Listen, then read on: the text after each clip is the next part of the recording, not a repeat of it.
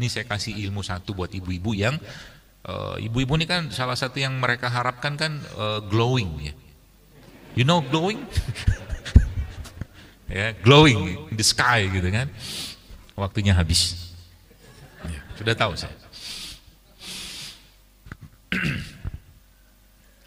Salah satu bahan yang bikin kulit kita tuh elastis. Nah, ini kabar baik nih bagi para penggemar makanan ini nih. Itu ternyata apa Bapak sekalian? Ceker ayam. Ceker ayam itu ternyata tinggi sekali kolagennya. Kolagen itu kan mahal loh kalau dijual itu. Itu ternyata banyak di ceker ayam. Ya. Jadi kalau mau tadi ya kita dapat asupan kolagen, nanti bikin tuh sup ceker ayam. Ya. Ayamnya gimana? Ayam yang bahagia. Pilihlah ayam yang bahagia. Karena banyak sekarang ayam tidak bahagia. Betul nggak? Iya loh. Di kandang dia merana, nggak ada teman, nggak boleh main, kan gitu. Nggak dapat sinar matahari. Akhirnya manusia yang makan ikut-ikutan merana. Coba. Ada lihat tuh mobil yang bawa ayam banyak-banyak itu. Coba lihat wajah-wajah ayamnya. Bahagia nggak? Sedih dia. Ya tentunya dia kan sedang menuju hari pemenggalan dia gitu loh. Tapi harusnya kan bahagia. Ya, jadi kita tuh banyak sekali hal-hal yang kita membuat kita tuh ya salah satu nggak bahagia, nggak ceria. Emang karena makanan kita tuh sudah banyak masalah gitu kan. Ya, nggak ada kalau bahasa itu nggak ada enzimnya gitu loh, nggak ada vitaminnya. Maka tadi saya masya Allah nih, kayaknya tadi kan saya di ruangannya DKM itu sajiannya saya itu panitia mungkin Bapak pengurus DKM sudah tahu gitu kan, jangan kasih gorengan ke Dokter Zaidul gitu kan, macam-macam tuh buah-buahan gitu kan, rebus-rebusan gitu kan. Nanti pembicara yang lain mungkin udah beda tergantung permintaan. Tapi ya kalau kita sudah biasa dengan hal seperti itu, ini kan ini kayak gini ini kan, ini masya Allah ini kan jahe nih. Ya, jadi kalau saya nyaranin, bahkan kalau Ramadan, ya saya pernah bilang, dokter ngisi dong tempat kami kalau Ramadan. Saya bilang saya mau ngisi kalau seandainya takjilnya sehat, saya bilang. Kan bisa diubah. Jadi kita mulai mengembalikan lagi pola makan atau cara makan nenek moyang kita, ya. Kita mulai mengembalikan lagi katakanlah makanan-makanan yang sehat. Kan makanan sehat di tempat kita kan banyak banget Bos sekalian. Getuk itu kan sehat. Getuk itu sehat loh. Asal jangan ada getuk goreng. Kan minyak lagi gitu loh. Minyak lagi gitu loh. Ya, atau getuknya sudah dikemas gitu kan ya buat oleh-oleh oke lah. Tapi kalau kita getuk yang benar kan yang biasa kalau di Jakarta gitu yang paling gede tuh speakernya tuh getuk lindri itu loh. Itu kan dari singkong kan, masya Allah itu. Dia kalau pakai ijonya dari pandan gitu loh. Terus pakai kelapa itu kan lemak yang sehat gitu loh.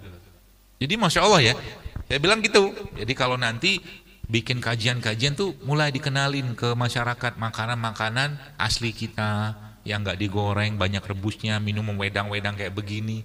Tinggal nyemplungin ketumbar doang, itu jantung Anda akan sehat loh. Dispenser kasih air panas, cemplungin ketumbar, coba aja minum, jantung Anda akan sehat. Cemplungin aja serai ke situ, itu masya Allah, darah kita akan bersih. Modal kita doang, cemplung-cemplung doang, gitu loh, ya seperti itu. Jadi mudah-mudahan bisa dipelajari. Bagaimana caranya? Ya kita mulai tadi, perbanyak yang dikupas, bukan dikemas, makanan-makanan asli. Ya. Maka kalau saya ke tempat-tempat yang di luar Jakarta kayak begini tuh saya suka banget makan-makan atau mungkin cari buah-buah yang dia tumbuhnya alami gitu. Kayak manggis kan nggak disemprot. Manggis itu kan tumbuhnya alami tuh. Ya. Atau mangga-mangga. Kalau sekarang kan mangga-mangga kebanyakan sudah diperem, dikasih karbit. Cari mangga-mangga yang musiman gitu loh, ya seperti itu. Apalagi yang kita bisa lakukan? Nah, terakhir ya, karena sudah habis waktunya, saya cuma pesan ibu sekalian, coba sekarang kita mulai memberikan hak perut kita. Hak perut kita itu dengan cara apa? Jadi sebelum Anda makan, makan apapun lah gitu kan, Anda mulai kayak gini nih, minum jahe dulu, atau mungkin minum air putih dulu, atau minum air madu dulu, atau yang paling bagus itu yang saya sekarang terakhir pelajarin itu adalah kita minum air yang dikasih cuka apel, cuka nanas, cuka madu gitu loh. Jadi air kayak begini misalkan, ya Anda masukin cuka, ya satu sendok teh lah gitu kan, dikit aja, kita minum tiap hari. Itu banyak sekali manfaatnya. Karena di situ tinggi enzim, serat juga, ada bakterinya juga gitu loh. Ya, makanya kalau yang paling simpel gimana? Tempe itu masya Allah tempe itu. Saya takjub dengan penelitian atau mungkin riset tentang tempe. Bahkan tempe itu Bapak Ibu sekalian ya, itu ada vitamin yang ada pada hewan, yang hanya ada pada hewan, tapi karena proses fermentasi pada tempe menggunakan ragi itu juga muncul di tempe, tapi di kedelai nggak ada. Itu dahsyatnya tempe. Tapi kita masalahnya makan tempenya penuh dengan kalori gitu loh. Tempenya dikasih tepung kan gitu, digoreng gitu kan. Jadi akhirnya apa? Beban tubuh tuh bertambah lagi gitu loh. Terus bagaimana cara bikin tempe supaya tidak pakai tepung gitu kan? Ya banyak, pilihannya banyak banget lah. Ya, bahkan saya pernah nyobain bikin jus tempe itu pakai madu, pakai kurma. Enak banget, Pak. Tapi bukan tempe digoreng ya. Tempe biasa, tempe gitu, tempe putih itu ya, itu saya blender, kasih air, kasih madu, kasih kurma. Masya Allah enak banget. Dan itu proteinnya dapat, vitamin dapat, serat dapat, mineral dapat, enzim dapat, coba. Lengkap kan? Nah, cobain nanti. Ya, ibu-ibu di rumah ya, mulai sekarang kalau bapaknya minta teh, jangan kasih gula. Sampaikan pada bapak kalau bapak minum teh, pandangi wajahku. Ya, kan sudah manis gitu maksudnya. Supaya tawarnya teh ini tercover dengan manisnya wajahku, gitu. Bapak-bapak juga sadar diri gitu kan. Dengan cara coba dikurangin. Kopinya, dokter suka kopi? Suka. Saya lebih suka kopi pahit. Ya, kopi. Kenapa kopi? Karena kopi itu termasuk salah satu antioksidan sebenarnya. Dia banyak sekali kandungan antioksidan dalam kopi. Seratnya juga ada juga. Ya, bahkan dia termasuk fat burner, dia pembakar lemak sebenarnya kopi itu. Ya, jadi mulai biasakan tadi ya, mulai latihan apa tadi?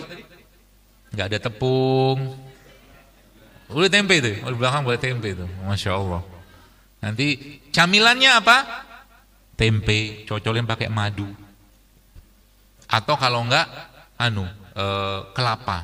kelapa tua itu, Bapak Ibu sekalian ya, itu kan banyak orang kan gini, kita tuh dikit-dikit kambing hitamkan. Jadi saya nggak tahu dapat dari mana ceritanya makan kelapa itu jadi cacingan. Nggak tahu saya. Wallahu alam, itu bingung saya itu. Itu tuh sehatnya minta ampun loh itu kelapa itu. Jadi camilan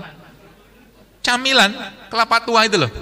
Dan sayangnya ibu-ibu ya, terutama ibu-ibu kan, itu kalau bikin santan itu kan air kelapa tuanya kan dibuang. Allahu Akbar, itu Pak Bu, subhanallah ya.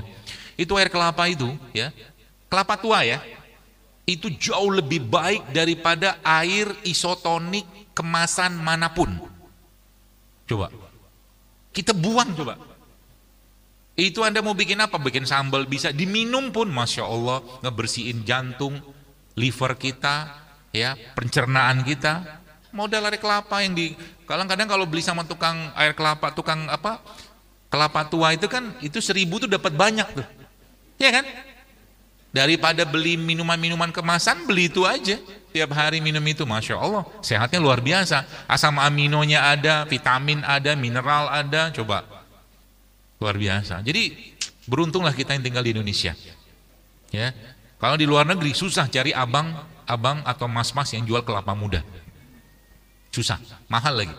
Ya, maka itu tadi ya, beberapa tipsnya ya. Dan yang paling penting ya, saya tadi pesan sama takmir masjid, saya katakan Rasul itu memberikan pedoman yang sangat, ini terakhir, serius.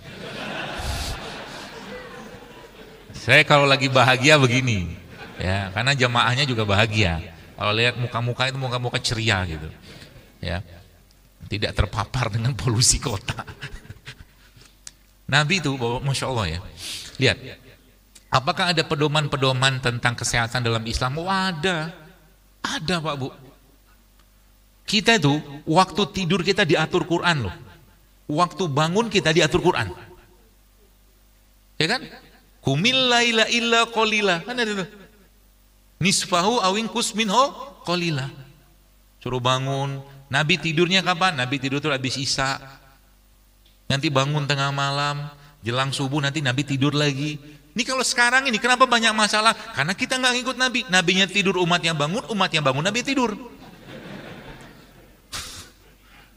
Gitu loh. Jadi Masya Allah kan begitu luar biasanya agama kita. Terus apa lagi? Lihat.